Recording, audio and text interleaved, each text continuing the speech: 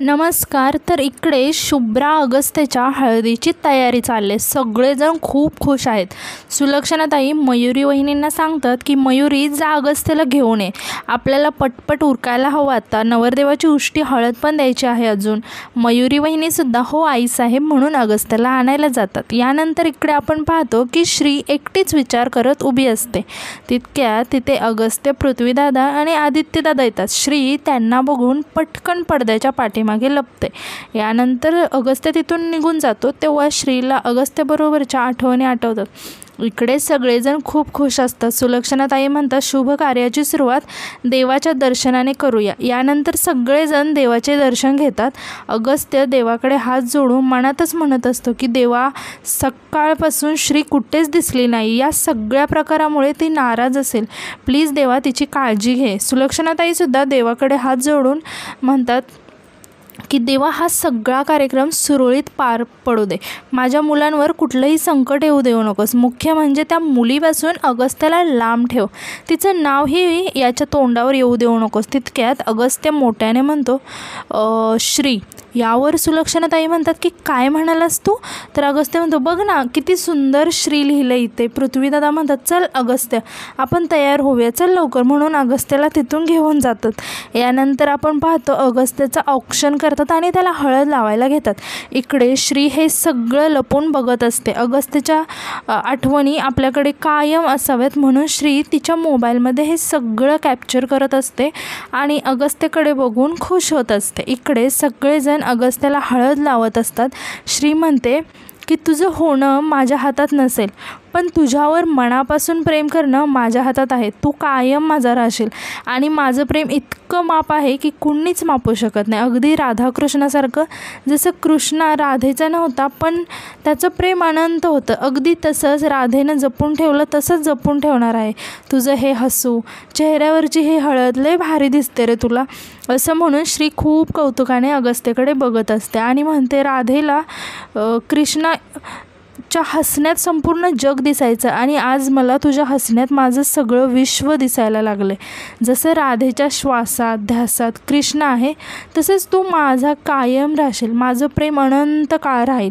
तुझं माझ्यावर असो वा नसो पण माझा कृष्ण आहेस तू आणि मी तुझी राधा, एवढंच मला पुरेसं आहे पुढचं आयुष्य जगायला. यानंतर आपण इकडे पाहतो की सगळ्यांची मजामस्ती चाललेली असते. आदित्यदादा आणि पृथ्वीदादासुद्धा एकमेकांना हळद लावत असतात. सगळेजण इकडे खूप आनंदात असतात. इतक्यात सुलक्षणाताई एकदम रागात म्हणतात अरे काय चाललंय, बस झालं. सगळेजण शांत होतात की नक्की काय झालं अचानक.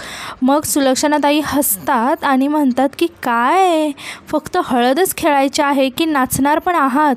मग सगळेजण हसायला लागतात. सुलक्षणाताई म्हणतात की आज आम्ही खूप खुश आहात तर आम्हाला पण डान्स करायचा आहे. यानंतर आपण पाहतो सगळेजण डान्स करत असतात आणि सगळे खुश असतात. श्री हे सगळं तिच्या मोबाईलमध्ये लांबूनच कॅप्चर करत असते. अगस्त्य मात्र श्रीला इकडे तिकडे शोधत असतो, त्याला श्री कुठेच दिसत नसते. अगस्त्य सगळ्यापासून थोडासा लांब येतो आणि श्रीला फोन करतो. श्री अगस्त्याला बघून पटकन तिच्या खोलीत जाते आणि दरवाजा लावून घेते. अगस्त्य श्रीला लगातार फोन करत असतो. श्री अगस्त्याचा फोन उचलते आणि म्हणते हां बोल अगस्त्य. तर अगस्त्य म्हणतो अगं श्री कुठे आहेस तू, सगळी हळद लावून झाली तरी तू अजून आली नाहीस. यावर श्री म्हणते अरे मी इकडं खोलीतच आहे.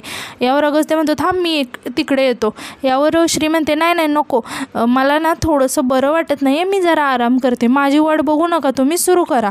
आणि अगस्त्य तुला आपल्या दोस्तीची शपथ आहे, मला बघायला इकडं खोलीत येऊ नकोस नाहीतर बघ.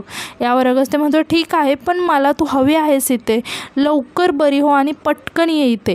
ऐक ना श्री, माझ्याकडे ना तुझ्यासाठी एक सरप्राईज आहे. यावर श्री म्हणते माझ्यासाठी म्हणजे नक्की काय? तर अगस्त्य म्हणतो आधी तू ये तर खाली, मग तुला सगळं समजेल. असं म्हणून अगस्त्य फोन ठेवतो. श्री इकडे विचार करत असते की सरप्राईज कसलं नक्की काय असेल.